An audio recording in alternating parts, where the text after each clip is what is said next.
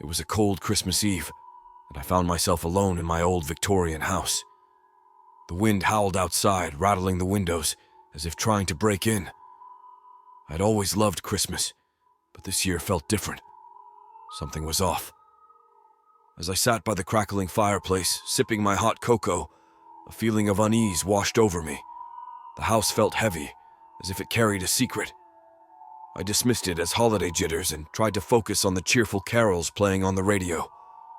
Suddenly, I heard a faint scratching sound coming from the attic. My heart skipped a beat. I'd never liked that part of the house, and I always tried to avoid it. But curiosity got the better of me, and I decided to investigate. I climbed up the creaky stairs, the darkness of the attic engulfing me. The scratching sound grew louder, echoing through the silence.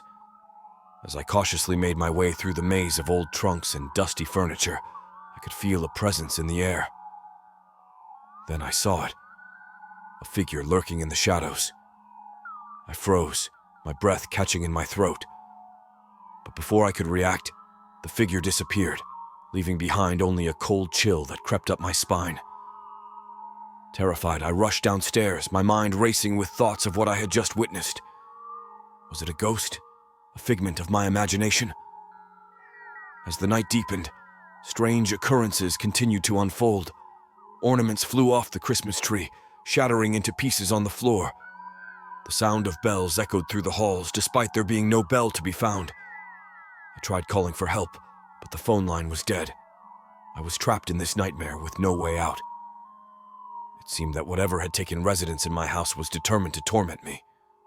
As the clock struck midnight, I heard a soft whisper in my ear. "You shouldn't have come here," it hissed. I shivered, feeling a presence right behind me. I turned around, but there was nothing there. But suddenly the entire house went dark, plunging me into blackness. Panic consumed me as I fumbled around, desperately searching for a source of light. But all was in vain. And then, just as suddenly as it had vanished, the darkness lifted, and the lights flickered back on. I found myself standing in a different room, one I had never seen before. The walls were adorned with grotesque holiday decorations, and the air was thick with an otherworldly energy. I knew then that I had trespassed into a realm not meant for the living. The spirits of Christmas past, present, and future had converged, their wrath unleashed upon me. My punishment for desecrating this sacred time was eternal torment.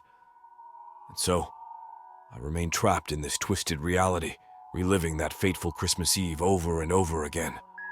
The laughter and joy that once filled my heart have been replaced by an endless cycle of fear and despair.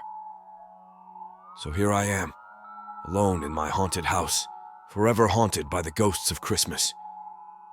Remember, dear reader, to respect the traditions and the spirits that dwell within this sacred holiday season, for venturing into the unknown may have dire consequences.